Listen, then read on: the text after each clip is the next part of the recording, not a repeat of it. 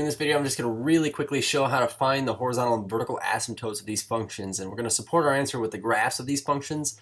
We're not going to graph them ourselves, though. We'll use a computer-aided device. But just a quick review, when we talk about the asymptotes of a rational function, we say that they could potentially have vertical asymptotes. As a matter of fact, several, but they either have a horizontal asymptote, just one, or they have none. And the things that we're using to kind of determine these are these two stipulations that you see over here on the left. But we say vertical asymptotes would occur at any zeros of the denominator, okay? So to find vertical asymptotes, we just find the zeros of this bottom expression down here.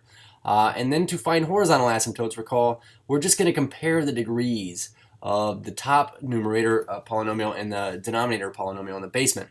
So just really quickly, we say if the degree of the top is less than the degree of the bottom, that is, it is bottom heavy, we say that the x-axis is the horizontal asymptote. But if the degrees are equal, that is balanced kind of thing going on, then we say that the degree would be at the ratio of the leading coefficients of the top and the bottom. And then last but not least, if it is top heavy, we'll write top heavy. Then we say that it has no horizontal asymptote. As a matter of fact, we're going to see that it has what we call a slant asymptote in this particular instance that I give, okay? So really quickly, let's just go ahead and find the horizontal and vertical asymptotes of these. This is the first thing we always do before we graph functions of this nature. So step one, we say f of x is 5x squared over x squared minus 1. Before we do anything, I like to find the vertical asymptotes, but we should factor the top and the bottom if we possibly can. So the top we could say is 5 times x, I suppose. I'm going to leave it as 5x squared. That's okay with me. But the basement, I notice, is x plus 1, x minus 1. It's a difference of squares, okay? So as far as the vertical asymptotes go, let's go ahead and start by finding the zeros of this. The zeros of this would be at plus or minus 1, okay, if you set both of those equal to 0. So we'd say not that I'm finding the domain, but the domain would be negative infinity up to negative 1 to 1, and then 1 out to infinity. But I want to show that we have a vertical asymptote, two vertical asymptotes here. So we say the vertical asymptotes. We can just write VA. We say, all right, x equals 1 and x equals negative 1. And yes, you may write x equals plus or minus 1. That is actually how I would write it, okay? As far as horizontal asymptotes go, though, we say all we have to do is compare the degree of the numerator to the degree of the denominator. And I notice that I have a second degree over a second degree. So since this is balanced, this is the second instance over here under number 2, this b, then it's the line y equals a sub n over b sub n. Or in other words, just compare the leading coefficients. It looks like I have a leading coefficient of 5 and a leading coefficient of 1 in the basement. So the horizontal asymptote, it actually has 1 in this case. And we say that it's at this line, y equals 5 over 1. Or we could just write y equals 5. So really quickly, let's go ahead and take a look at this graph here. You notice that at y equals 5, we do indeed have this point where on the ends, way out on the left and way out on the right, our graph is, our y values are getting really close to this y value of 5. And then we said we also had undefined spots or vertical asymptotes at negative 1 and positive 1. We can clearly see that at x equals positive 1, as we come in from the left or the right of this, our y values are either increasing without bound or decreasing without bound, but it is undefined here as well as at negative 1. So just to go to show that yes, our graph backs us up here, that's always a good feeling. So, you know, check out the graph. Looking at g of x here, we say, well, the factor the top and the bottom. We say 2x plus 1 is factors on the top.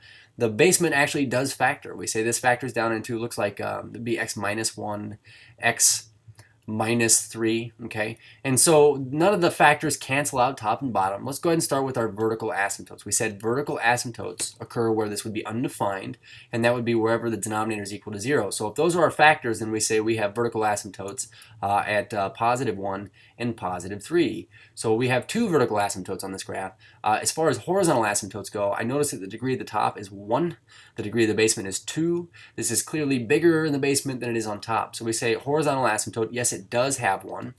This refers to the first instance over here where it's bottom heavy, but I love this one because it's just the x-axis. So we can say x-axis. We also need to be prepared to provide the equation of that line. So we say y equals 0. So let's go ahead and take a look at it. We're going to go take a look at its graph here. We say 2x plus 1 over x squared minus 4x plus 3.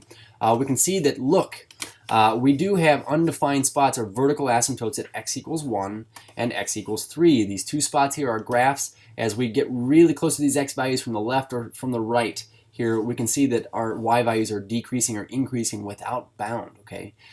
This is a really good graph to show for a horizontal asymptote example. And the reason why is because people think, you could never cross an asymptote. Well, I'll tell you this, you can never cross vertical asymptotes, and that's actually true. But as far as horizontal asymptotes, we say it only is concerned with the end behavior, way out on the right or way out on the left. What are our y values getting close to? But here in the middle, it is entirely okay to actually cross over this line y equals 0. But yes, y equals 0, we can see that this graph supports that we have a horizontal asymptote there. Okay, and we're going to go ahead and take a look at this very, very last example here, h of x. Let's go ahead and factor the top and the bottom. The good news is I couldn't factor any more than this. I mean, this really is as far down as it goes, and nothing simplifies, nothing cancels out top and bottom. So that being said, let's go ahead and start by looking at the basement. We say vertical asymptotes occur anywhere where the denominator is equal to 0. So we could say, well, if x plus 1 was equal to 0, I mean, if that's my factor, then we say x equals negative 1 is the 0 of that bottom polynomial. So we say I'm going to have a vertical asymptote there.